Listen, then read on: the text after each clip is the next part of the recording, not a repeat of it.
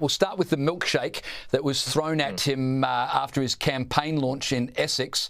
Although he did take it all in his stride, let's have a look at how he responded.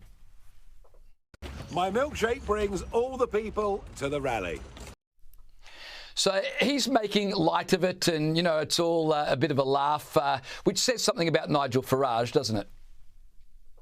Look, it does say a lot about Nigel Farage, but the people on the left, you know, the Be Kind brigade, the people who think we should all love each other and everyone's fantastic, they all laughed at this. Well, that is absolutely disgraceful. When you have a liquid poured over, you don't know for a split second if it's a banana milkshake or acid, you know, and if it is a banana milkshake today, the next day it could be acid. Then we're talking about the step up to, you know, petrol bombs, etc., etc. So there was a concern there. It turned out she was an OnlyFans model. Okay, so a lot of people thought, this is the youth of today making a protest against Nigel Farage's politics. No, this is a woman who was trying to drum up publicity for her rear end on the internet. So I think it's important to have a bit of context there. What I will say, though, is Nigel Farage has got a lot of very strong views when it comes to cultural assimilation, when it comes to integration, and when it comes to certain aspects of the Muslim community in Britain. Now, we do also know that they tend to take that very badly. And there is a big concern that if Nigel Farage keeps saying the kind of things that he says, which, by the way, millions and millions of people in Britain agree with him on, and millions of people will say absolutely is a huge issue for Britain going forward, that there will be concerns for his safety. And there is an idea, I think, amongst millions of British voters that we need to protect Nigel at all costs.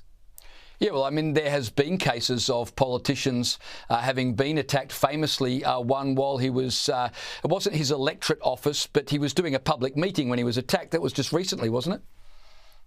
Yeah, absolutely. He died. He died, and it wasn't a million miles away from there. He was stabbed to death during a surgery. We've also had MPs who have to walk around in stab-proof vests. One of them is Jewish, in a big area with a big Jewish population. He routinely gets death threats. His office was actually firebombed as well.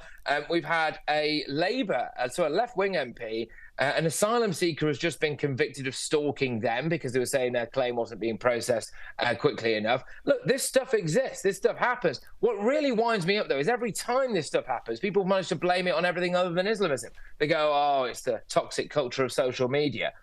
Well, no, it's not, is it really? It is the fact that someone here has got a rabid Islamist ideology and they are now roaming the streets of Britain. So, yeah, that is a big concern for Nigel Farage. But he's going to keep saying what he says. And nowhere else in British politics at the moment can you get a bloke with a few hours' notice who will say, I'm going to be standing on the end of a pier in a British seaside town addressing Patrick, people.